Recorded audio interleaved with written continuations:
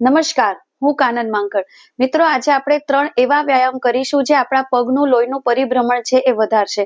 કોઈ પણને પગમાં ખાલી ચડી જતી હોય, ખોટા થઈ ગયા એવું લાગે, સોજો હોય, પગ સતત દુખ્યા કરતા હોય, કળતા હોય કે કોઈ પણ તકલીફ હોય તો આ 3 વ્યાયામ છે એ તમને ચોક્કસથી મદદ કરશે.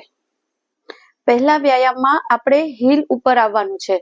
હવે કોઈ પણ જગ્યાની જરૂર નથી. તમે જ્યાં રોજ બેસો છો બસ ત્યાં આ રીતે એક પગે ફાવે તો પહેલા એક પગે 1 2 3 4 5.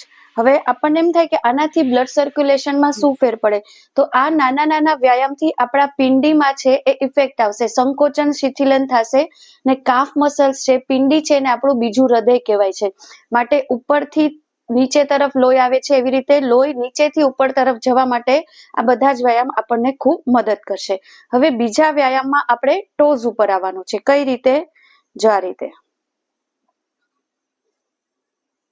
હવે તમે બંને વ્યાયામમાં કમ્ફર્ટેબલ હો તો મેં બાજુની સ્ક્રીન પર બતાવ્યું છે એ પ્રમાણે પણ તમે કરી શકો. હવે તમારે હોલ્ડ પણ કરી શકો. આ રીતે હોલ્ડ કરી રાખવાનું. 1 2 3 4 5. રિલેક્સ. ત્રીજા વ્યાયામમાં તમારે પગને ઉચકવાના છે. તમારી ક્ષમતા મુજબ સપોર્ટ પણ લઈ શકો. જો આ રીતે. હવે તમારી સ્પીડ તમે નક્કી કરી શકો છો.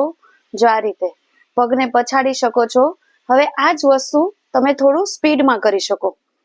આ રીતે તમે પગના તળિયાને ભટકાડશો, સર્ક્યુલેશન આખા શરીર તરફ જશે. આ જ વસ્તુ થોડી ફાસ્ટ.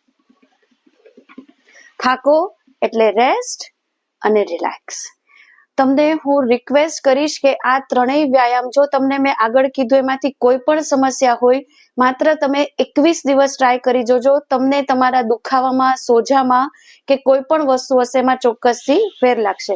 આશા રાખું છું આ વિડીયો આપને કામ આવશે. ફરી મળીએ નવા જ કોઈ વિષય સાથે. ત્યાં સુધી રજા લઉં. નમસ્કાર.